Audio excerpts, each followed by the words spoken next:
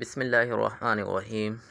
अस्सलामुअलैकुम स्टूडेंट्स, हमारा आज का टॉपिक है applications of laws of exponent. ठीक है, तो हम कर रहे थे exercise 2.4 question number 2.4। Question number 2 था हमारे पास, show that x raise to power a divided by x raise to power b whole power a plus b multiply by x raise to power b divided by x raise to power c whole power b plus c multiply by x raise to power C divided by x raise to power A whole power C plus A is equal to 1। तो ये हमें show करवाना है। सबसे पहले हम क्या करते हैं, सोल्यूशन पे आते हैं, लेफ्ट हैंड साइड को सोल्व करते हैं। तो लेफ्ट हैंड साइड में देखिए हमने सारी की सारी लेफ्ट हैंड साइड को क्या कर दिया, पुट कर दिया।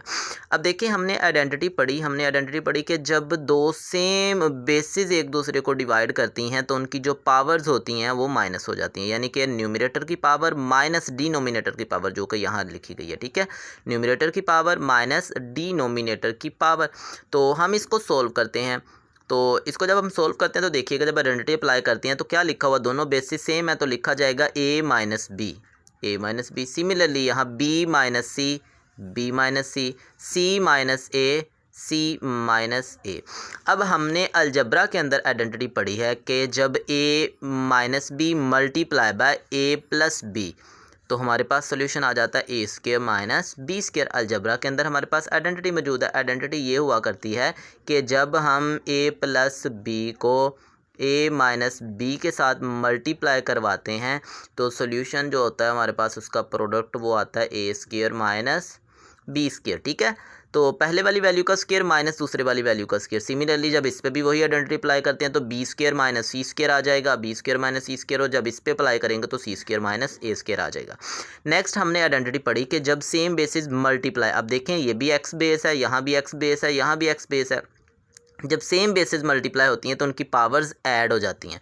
तो क्या आ जाएगा हमारे पास, a square minus b square plus b square minus c square, b square minus c square plus c square minus a square. अब यहाँ देखिएगा स्टूडेंट, बी स्क्वायर से बी स्क्वायर कैंसिल आउट हो जाएगा, ए स्क्वायर से ए स्क्वायर कैंसिल आउट हो जाएगा, और सी स्क्वायर से सी स्क्वायर कैंसिल आउट हो जाएगा। बाकी क्या बचेगा, zero, X raise to power zero. और हमने पढ़ी आइडेंटिटी, हमने ये पढ़ी थी कि अगर ए की पावर ज़ीरो होगी तो आंसर क्या आएगा, 1। और कंडीशन ये थी हमारे पास कि a not equal to zero, a zero नहीं होना चाहिए। ज़ीरो के अलावा ए की जो भी पावर आएगी, ए के अलावा कोई भी बेस, ज़ीरो के अलावा कोई भी बेस होगी, जब उसकी पावर ज़ीरो हो जाएगी तो वो 1 के इक्वल आ जाएगा। तो यहाँ से हम कहते हैं X raise to power zero is equal to 1, और 1 is equal to right hand side, जो कि स्टार्ट पे हमें मेंशन थी। तो यहाँ से वेरीफाई हो गया कि left hand side is equal to क्या आ गया, राइट हैंड साइड। नेक्स्ट है हमारे पास क्वेश्चन नंबर 2।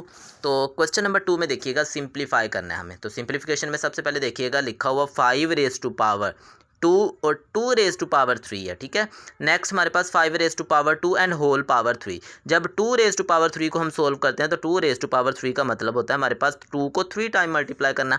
ठीक है, जब 2 को 3 टाइम हम मल्टीप्लाई करवाएंगे तो हमारे पास आ जाएगा 2 मल्टीप्लाई बाय 2 4, और 4 मल्टीप्लाई बाय 2 क्या हो जाएगा, 8।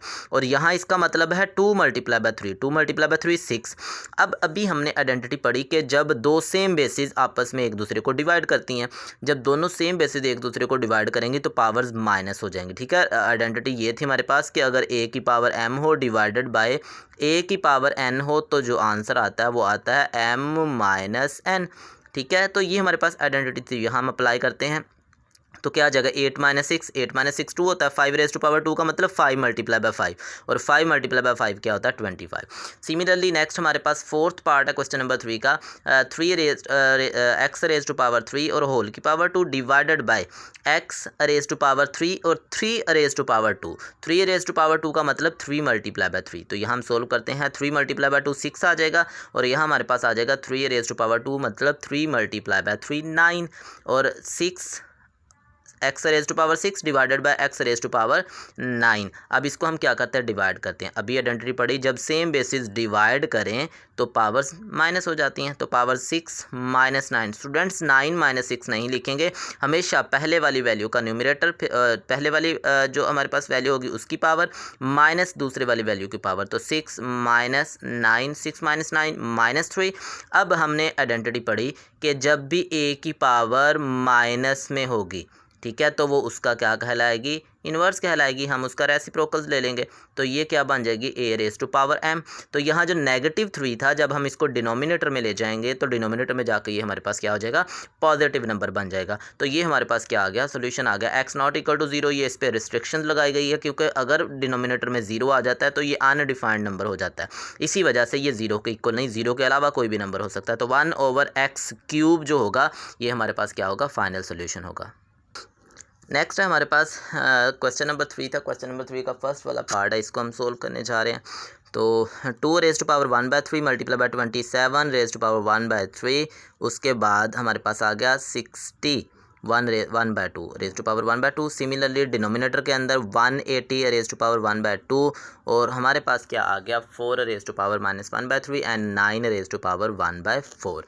हमें सबसे पहले क्या करना है, यहाँ इसको सिंप्लीफाई करना है। ठीक है, हम इसकी सिंप्लीफिकेशन पे आते हैं। तो सबसे पहले हम इसको फैक्टराइज करते हैं। जब 27 को हम फैक्टराइज करते हैं, ये आ गया हमारे पास 27। तो 27 की जब फैक्टराइजेशन करते हैं तो 3 पे डिवाइड होगा। सबसे पहले 3 9 ज़ार 27 और फिर 3 पे डिवाइड होगा तो 3 3 ज़ार 9। तो 27 को हम राइट कर सकते हैं 3 मल्टीप्लाई बाय 3 मल्टीप्लाई बाय 3, जैसा कि हमने यहाँ राइट कर दिया 3 मल्टीप्लाई बाय 3 मल्टीप्लाई बाय 3। उसके बाद आ जाएँ 60 पे। तो जब हम 60 की फैक्टराइजेशन करते हैं तो 60 की फैक्टराइजेशन के लिए सबसे पहले 2 पे डिवाइड करेंगे। तो ये हमारे पास क्या आ जाएगा 3 2 ज़ार 6 30 आ जाएगा। फिर हम 2 पे डिवाइड कर देते हैं तो ये हमारे पास क्या आ जाएगा 2 पे डिवाइड करने के बाद 15। अब ये 3 पे डिवाइड हो जाएगा तो 3 5 ज़ार 15। तो 2 multiply by 2 multiply by 3 multiply by 5। तो यहाँ देखिए 2 मल्टीप्लाई बाय 2 3 मल्टीप्लाई बाय 5। तो ये हमारे पास 4 फैक्टर्स बने थे, हमने चारों के चारों यहाँ राइट कर दिए। उसके बाद हमारे पास क्या आ गया डिनोमिनेटर में आ जाए 180। अब हम 180 को फैक्टराइज करते हैं। तो जब 180 को फैक्टराइज करेंगे तो हमारे पास क्या बन जाएगा 2 पे डिवाइड करते हैं तो क्या आ जाएगा हमारे पास 90। फिर हम 2 पे डिवाइड करते हैं तो ये क्या आ जाएगा 45। अब हम इसको क्या करते हैं 3 पे डिवाइड करते हैं। जब 3 पे डिवाइड करेंगे तो ये क्या आ जाएगा 15। फिर हम 3 पे डिवाइड करते हैं तो क्या आ जाएगा 5। तो 2 मल्टीप्लाई बाय 2 3 मल्टीप्लाई बाय 3 और multiply by 5। 2 multiply by 2 3 multiply by 3 और मल्टीप्लाई बाय 5। तो ये 180 के फैक्टर्स बन गए। इसी तरह 4 के फैक्टर्स क्या होते हैं 2 मल्टीप्लाई बाय 2। 9 के फैक्टर क्या होते हैं 3 मल्टीप्लाई बाय 3। अब हम क्या करेंगे इसको एक्सपोनेंशियल फॉर्म्स में लिखेंगे। जब इसकी एक्सपोनेंशियल फॉर्म लिखेंगे तो क्या बन जाएगा 3 रेज़ टू पावर 3। उसके बाद 2 multiply by 2 2 raise to power 2 multiply by 3 और मल्टीप्लाई बाय 5। क्योंकि सिंगल है तो वैसे का वैसे राइट कर देंगे। डिनोमिनेटर में आ जाए तो 2 multiply by 2 2 raise to power 2 3 raise to power 2 और मल्टीप्लाई बाय 5। यहाँ 2 रेज़ टू पावर 2 आ जाएगा और यहाँ 3 रेज़ टू पावर 2 आ जाएगा। अब हम क्या करते हैं इन पावर्स को अंदर मल्टीप्लाई करवा देते हैं। जब इन पावर्स को अंदर मल्टीप्लाई करवाएंगे तो ये आ जाएगा 3 मल्टीप्लाई बाय 1/3। ठीक है, तो ये एक दूसरे के साथ कैंसिल आउट हो जाएंगी। उसी तरह जब इसको मल्टीप्लाई करवाएंगे तो ये आ जाएगा 2 मल्टीप्लाई बाय 1/2 और 3 की पावर 1/2 अलहदा और 5 की पावर 1/2 अलहदा। सिमिलरली डिनोमिनेटर में के अंदर आ जाता है। डिनोमिनेटर में भी हम क्या करते हैं इसको तमाम वैल्यूज़ के साथ अलहदा अलहदा, ये जो 1/2 है इस 2 के साथ भी लिखा जाएगा, इस 3 के साथ भी लिखा जाएगा और इस 5 के साथ भी लिखा जाएगा। इसी तरह सिमिलरली इसको भी हम मल्टीप्लाई करवा देते हैं और इसको भी हम क्या करते हैं मल्टीप्लाई करवा देते हैं। कटिंग करेंगे 2 1 ज़ार 2 और 2 2 ज़ार 4 तो 1/2 आ गया। तो ये आ जाएगा हमारे पास वैसे का वैसे 2 1/3। उसके बाद आ जाएगा 3 मल्टीप्लाई, ये कैंसिल आउट हो जाएंगे, बाकी क्या बचेगा 3। यहाँ से हम क्या करते हैं इनको जब मल्टीप्लाई करवा दिया ये राइट कर दिया और फिर ये हमारे पास आ गया 3 रेज़ टू पावर 1/2 और 5 रेज़ टू पावर 1/2। सिमिलरली जब इसको मल्टीप्लाई करवाया हमने तो इसको सबसे पहले इससे मल्टीप्लाई करवाया 2 raise to power 2 multiply by 1/2 3 raise to power 2 multiply by 1/2 और 5 रेज़ टू पावर 1/2। तो यहाँ इसको मल्टीप्लाई करवाएंगे तो -2/3 2 रेज़ टू पावर -2/3 आ जाएगा और ये कटिंग के बाद आ जाएगा 3 रेज़ टू पावर 1/2 आ जाएगा। ठीक है, तो नेक्स्ट हम जब इन्हीं पावर्स को सिंप्लीफाई करते हैं तो इनकी सिंप्लीफिकेशन के बाद देखिएगा हमारे पास क्या रिज़ल्ट निकलता है जब हम इनको सिंप्लीफाई कर देते हैं। ठीक है, तो इनकी सिंप्लीफिकेशन के बाद हमारे पास आ गया, जब हमने इसको सिंप्लीफाई किया तो ये 2 से 2 कैंसिल आउट हो जाएगा, यहाँ 2 से 2 कैंसिल आउट हो जाएगा, यहाँ 2 से 2 कैंसिल आउट हो जाएगा। तो ये वाली वैल्यू वैसे ही आ जाएगी, यहाँ से 3 आ जाएगा, यहाँ से 2 बच जाएगा और यहाँ से 3 रेज़ टू पावर 1/2 और 5 रेज़ टू पावर 1/2। यहाँ से आ जाएगा 2, यहाँ से हमारे पास क्या आ जाएगा 3 आ जाएगा और यहाँ 5 रेज़ टू पावर 1/2 और यहाँ 2 रेज़ टू पावर -2/3 और 3 रेज़ टू पावर 1/2। अब यहाँ से देखिएगा ये वाला जो 2 है इस 2 के साथ कैंसिल आउट हो जाएगा, ये वाला 3 इस 3 के साथ कैंसिल हो जाएगा, ये 5 raise to power 1/2 5 raise to power 1/2 से और 3 raise to power 3 raise to power 1/2 3 raise to power 1/2 से कैंसिल आउट हो जाएगा। अब बाकी क्या बचा हमारे पास, न्यूमरेटर के अंदर 2 रेज़ टू पावर 1/3 और डिनोमिनेटर के अंदर 2 रेज़ टू पावर -2/3। तो ये जो -2/3 है जब इसको हम पॉजिटिव बनाएंगे बनाएंगे तो ये न्यूमिनेटर में चला जाएगा और पावर पॉजिटिव हो जाएगी। अब दो सेम बेसिस मल्टीप्लाई हो रही हैं, जब दो सेम बेसिस मल्टीप्लाई हो रही हैं तो पावर्स ऐड होती हैं, तो दोनों पावर्स को हम ऐड कर देते हैं। तो एडिशन के बाद ये आ जाएगा हमारे पास एलसीएम आ जाएगा 3 और ये आ जाएगा 1 + 2। 1 + 2 क्या हो जाता है हमारे पास 3, तो 3/3 इज इक्वल टू 2⁻1। तो 2⁻1 हमारे पास क्या होता है 2। तो ये हमारे पास क्या आ गया, हमने लॉज ऑफ एक्सपोनेंट को यूज़ किया, उन्हीं लॉज को यूज़ करते हुए हमने क्या किया है, ये फाइनल रिजल्ट दिया। नेक्स्ट है हमारे पास क्वेश्चन नंबर 3 था। क्वेश्चन नंबर 3 का सेकंड पार्ट है हमारे पास। तो सेकंड पार्ट में हम इसका सोल्यूशन फाइंड आउट करना है और यूज़ क्या करेंगे, लॉज ऑफ एक्सपोनेंट को हमें यूज़ भी करना है, ठीक है। तो क्या आ गया 216⁻²/3, 25⁻1/2 और डिवाइडेड बाय 0.04⁻⁻1/2। अब सबसे पहले हम क्वेश्चन के सोल्यूशन पे आते हैं। तो पहला स्टेप हमने वैसे एज इट सेल्फ क्वेश्चन को ही लिख लिया। अब हमें क्या करना है, अपनी पावर्स को पॉजिटिव करना है। तो ये जो हमारे पास पावर थी 0.04⁻1/2, हम इसको डिनोमिनेटर में था, इसको न्यूमिनेटर में ले जाएंगे तो ये हमारे पास पॉजिटिव बन जाएगी। नेक्स्ट वन हम क्या करते हैं, इस पॉइंट को ख़त्म कर लेते हैं। जब इस पॉइंट को ख़त्म करेंगे तो क्या आ जाएगा 4/100, तो ये आ गया 4/100।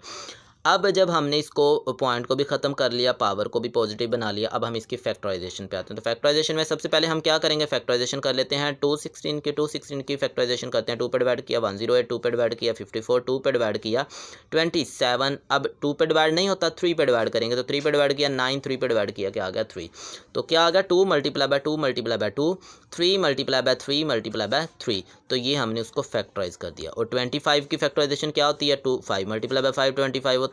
उसके बाद 4 की फैक्टराइजेशन आ गया 2 × 2 और 100 की फैक्टराइजेशन आ गई 10 × 10। अब हमें क्या करना है, इसको एक्सपोनेंशियल फॉर्म में लिखना है। तो एक्सपोनेंशियल फॉर्म में यहाँ क्या आ जाएगा 2⁻³ और 3⁻³ आ जाएगा, फिर 5⁻² आ जाएगा, 2⁻² एंड 10⁻² आ जाएगा, ठीक है। अब हम क्या करते हैं, ये जो पावर्स हैं इनको अंदर मल्टीप्लाई करवा देते हैं। तो सबसे पहले ये पावर क्या आ जाएगी 2⁻³ से सेपरेटली मल्टीप्लाई होगी, 3⁻³ से भी मल्टीप्लाई होगी। यहाँ भी हम मल्टीप्लिकेशन करवाते हैं और यहाँ जो आपके पास 2⁻² इससे अलहदा मल्टीप्लाई होनी है और डिनोमिनेटर में 10⁻² से सेपरेटली मल्टीप्लाई होनी है। जब हम ये मल्टीप्लाई कर लेते हैं सेपरेटली तमाम वैल्यूज़ के साथ, तो उसके बाद नेक्स्ट हम क्या करते हैं, मल्टीप्लिकेशन के बाद जो नेक्स्ट हमारे पास इसका सॉल्यूशन है तो कटिंग करेंगे। कैंसिलेशन पावर में 3 3 से कैंसिल आउट हो जाएगा, यहाँ भी 3 3 से कैंसिल आउट हो जाएगा, 2 2 से कैंसिल हो जाता है, 2 2 से कैंसिल हो जाएगा और 2 2 से कैंसिल हो जाएगा। यहाँ बचेगा 2⁻2 ये लिखा, 3⁻2 ये बच गया और 5 की पावर 1 आ गई और यहाँ से 2/10। अब 2 की कटिंग करते हैं, 2 1 ज़ा 2, 2 5 ज़ा 10। तो ये क्या आ गया 1/5, ऊपर 1 बच जाएगा और नीचे क्या आ जाएगा 5। नेक्स्ट स्टेप में चलते हैं। तो ये वैसे ही एज इट सेल्फ वैल्यूज़ को लिख लिया। तो 5 × 1/5। अब ये जो 5 है इस 5 से कैंसिल आउट हो जाएगा। हमारे पास बचा 2⁻2 × 3⁻2। हमने लॉ ऑफ एक्सपोनेंट पढ़ा कि अगर different basis with same powers multiply हों तो हम उनकी पावर को कॉमन ले लेते हैं। तो दोनों की पावर 2 है, दोनों की पावर कॉमन ले लेते हैं। तो 2 × 3 होल रेज़ टू पावर 2। अब ये जो 2 है ये स्क्वायर रूट से कैंसिल आउट हो जाएगा, ठीक है। स्क्वायर जो होता है वो स्क्वायर रूट से कैंसिल आउट हो जाता है। बाकी क्या बचा 2 × 3 और 2 × 3 हमारे पास क्या होता है 6। तो इस तरह हमने आज लॉ ऑफ एक्सपोनेंट की एप्लीकेशंस को स्टडी किया कि किस तरह हम अप्लाई कर सकते हैं अपने डिफरेंट क्वेश्चंस के ऊपर लॉज ऑफ एक्सपोनेंट।